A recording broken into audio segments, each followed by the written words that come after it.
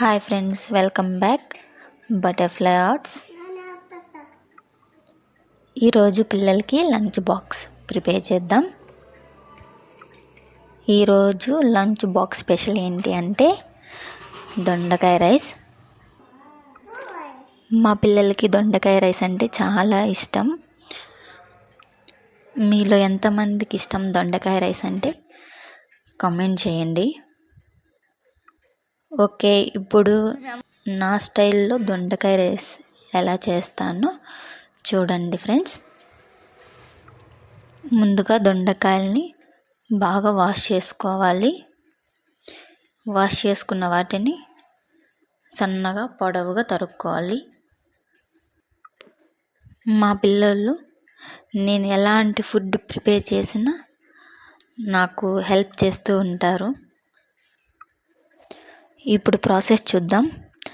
సన్నగా తరిగి పెట్టుకున్న దొండకాయల ముక్కలను పక్కన పెట్టుకుందాం.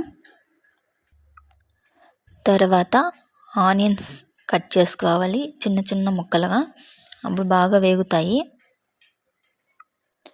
ఒక ప్లేట్లో కట్ చేసిన ఆనియన్స్, కరివేపాకు, 2 పచ్చిమిరపకాయలు కట్ చేసి పెట్టుకోవాలి.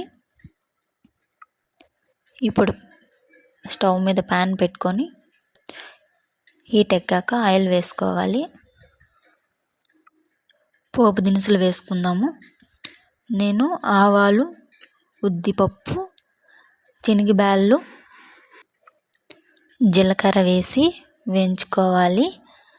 దానిలోకి కరివేపాకు వేసి వేయించండి. కొంచెం కలర్ చేంజ్ అయిన తర్వాత పచ్చిమిరపకాయలు వేసుకొని వేయించుకోవాలి. సన్నగా తరిగి పెట్టుకున్న ఎర్రగడ్డ ముక్కల్ని ఇప్పుడు వేసుకొని వేయించుకోవాలి. ఎర్రగడ్డ గోల్డెన్ కలర్ వచ్చిన తర్వాత 2 తెల్లగడ్డల పాయలు దంచుకొని వేసుకుంటే స్మెల్ బాగుంటుంది. కొంచెం పసుపు. ఇప్పుడు పోపు అంతా ఏగిపోయినాక దొండకాయ ముక్కలను వేసుకోవాలి. తగినంత సాల్ట్ వేసుకొని దొండకాయని ఆ ముక్కలు ఫ్రై అయ్యే విధంగా వేయించుకోవాలి. ఇలా మూత పెడుతూ తీస్తూ కలుపుకోవాలి. ఆవిరికి అవి ఉడికిపోతాయి. దొండకాయ పిల్లోళ్ళు కూరలు ఎక్కువ తినడానికి ఇష్టపడరు.